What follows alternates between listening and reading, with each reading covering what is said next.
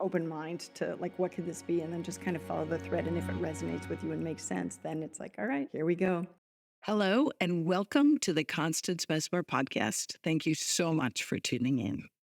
Do you believe in attachments, Constance? I can't remember if you talked about that in the video or not. I'm going to give it another listen anyway, but thought I'd ask you here, is it possible to carry a negative trickster energy for a long time without knowing it? Yeah, I put it in a video.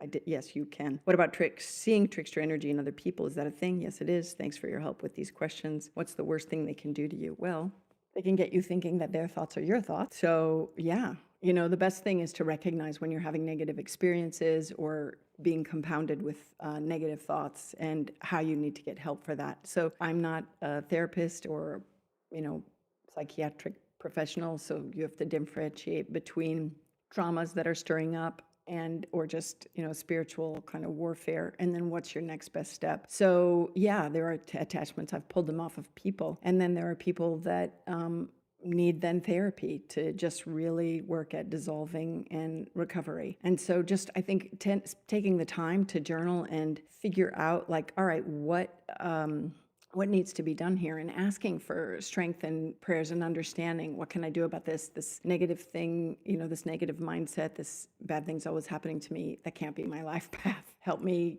seek and find the answers that I need to get to the other side of it so I can have clear and conscious living and a greater understanding to all of this. And so just trusting that that's going to happen because you've put it out as a prayer. Pay attention to the signs that come back to you. And you might get to go see an energy healer or whatever, or try a new therapist, or write it out, or you might pick up a book that speaks specifically to that, all of these things. So if you're feeling like this could be happening to you or someone that you know, definitely dive in to go, all right, I need help. What direction? And so, yeah, they're real things and they can be released. But it depends. That's why qualified professional, there were times when I had to go into past lives and pull off, negative behavior patterns from other experiences and prior incarnations to then release the soul in this life of those traumas, right? So it wasn't that they were a bad person. They were being punished kind of for what they did in a past life. Not that they were being punished by the source, right? They were punishing themselves on a soul level. Weird stuff on my table, I'm telling you. So that's why it's open mind to like, what could this be? And then just kind of follow the thread. And if it resonates with you and makes sense, then it's like, all right, here we go. When people ask me how to get so skilled at my work, I give them 3 tips. The first one is to know the definition of your actual soul senses so that you can use them. 2, to take the time to use them daily. And 3, to actually journal your experiences so you can become familiar with your strengths and what's happening in each moment. To help you do that, I've created a lot of blank journals that you can turn to document your feelings, findings, and discoveries. Visit my shop to explore what I offer in my merchandise, or go to constancemessmer.com. And thanks for tuning in. Exactly. Natalie also said sometimes guides can remove them. Great, brilliant point. Love the communal efforts here.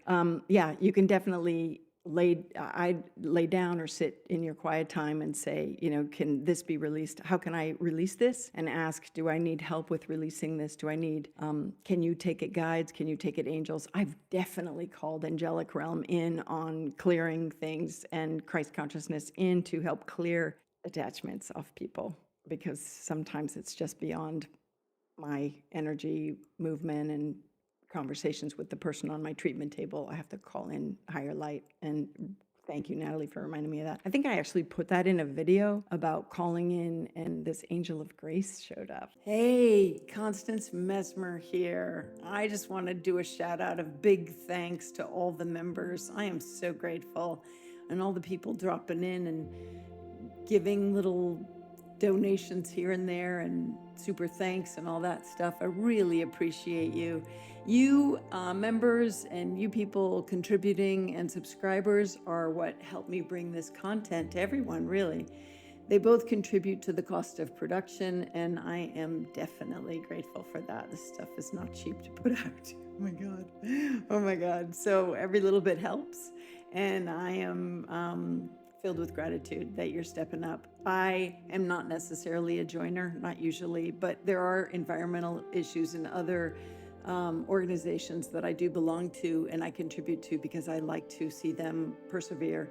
And I'm hoping you feel the same about this work. I hope you put it into practice in your life. That's another way that you could spread this work and help change our world, which is what I think it ultimately does. As you know, I think if everyone tuned into their soul senses, the world would be a much better place. So when you subscribe, it's a big yes vote for the content, and it helps spread the work across the planet. So when you put the lessons into practice and subscribe and like and share, you help me help you carry the lesson beyond you and me. And I am just really grateful.